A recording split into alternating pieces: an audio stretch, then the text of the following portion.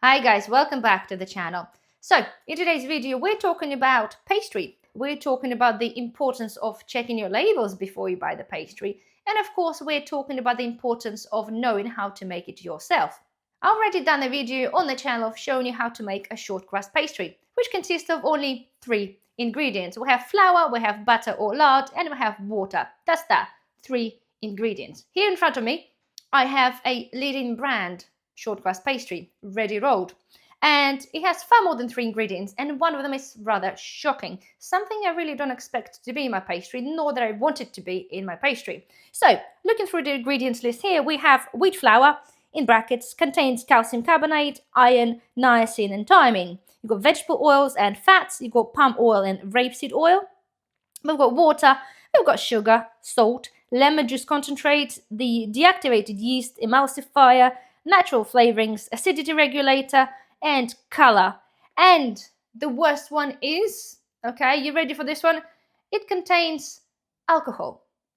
Yeah, you heard this correctly. It contains alcohol. It doesn't tell you the proportion, but it does say alcohol, and is not even highlighted in bold. Wheat is highlighted as an allergen, and again, it doesn't tell you the amount, but alcohol, it's not highlighted in bold. So of course it got me thinking and a little bit angry, to be fair, because, well, when you buy something out of the convenience, things like a pastry, I don't expect you will be checking your labels unless of course you are intolerant to the wheat or some other things, then potentially you might be looking at the label. However, generally, when we buy certain things, we don't expect certain things to be in them, especially pastry that should consist only of 3 ingredients. I totally understand that they do have some things there to extend their shelf life. However, a lot of them are totally unnecessary. So it brings it down to the alcohol in my pastry. I do not understand why there is an alcohol in my pastry. So, being me, I have emailed the brand asking them exactly the same question.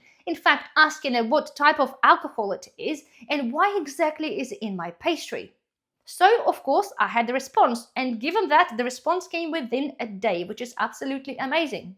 So, the response says, so thank you for reaching out to us. We would like to address your inquiry regarding the presence of alcohol in our pastry.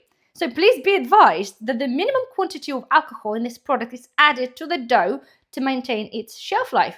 We would like to assure you that the percentage of the alcohol present is very low, approximately 1%, and the majority of it will be evaporating during cooking. The alcohol used is the neutral alcohol or ethanol, which is produced through the yeast fermentation process of agricultural substances, sugar, beet, or wheat. Thank you for that. This is then followed by a distillation and rectification process.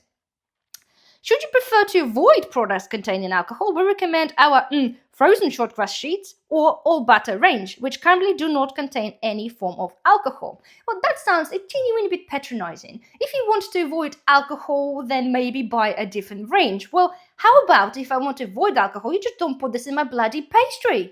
And then further on, they continue to say, so please note that all our products are subject to reformulation at any time, so we advise you to always check the ingredients list on the packaging prior to purchase to confirm the content of the product. So we appreciate your interest and are happy to assist you further with any additional questions or concerns.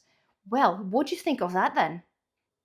I frankly think this is a teeny bit patronizing. It literally just tells me that, well, you don't like it in there, then look at the label. Yes, people should be looking at the label, and hence the point of this video.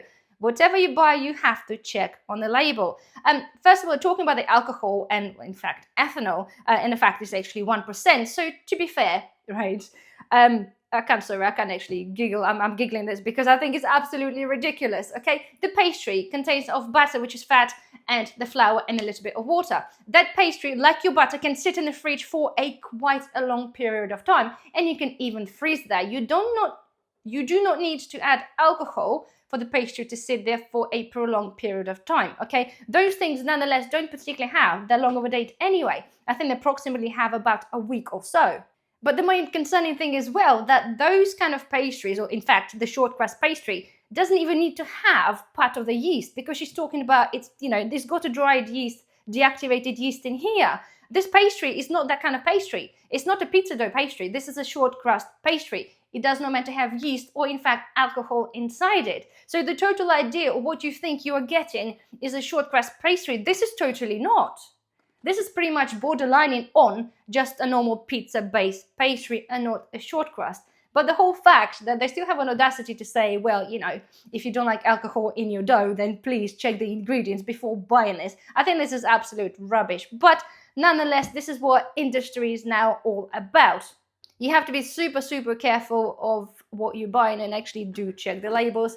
But of course, better yourself, guys, is that you actually make it yourself. And it brings me down to hence this again. The reason why I'm bringing a back to basics video, because we don't want to be buying stuff like this for £3 or something, okay, and then consuming stuff that should not be there, and in fact doesn't actually make this pastry exactly what it is, because this is not a short crust pastry. So there we are. I'm gonna stop whinging now. Hopefully you find this video helpful, entertaining, either or. Anyway, please subscribe if you're not a subscriber. Don't forget to thumbs up the video, it really helps the channel, and I shall see you in the next video. Bye bye.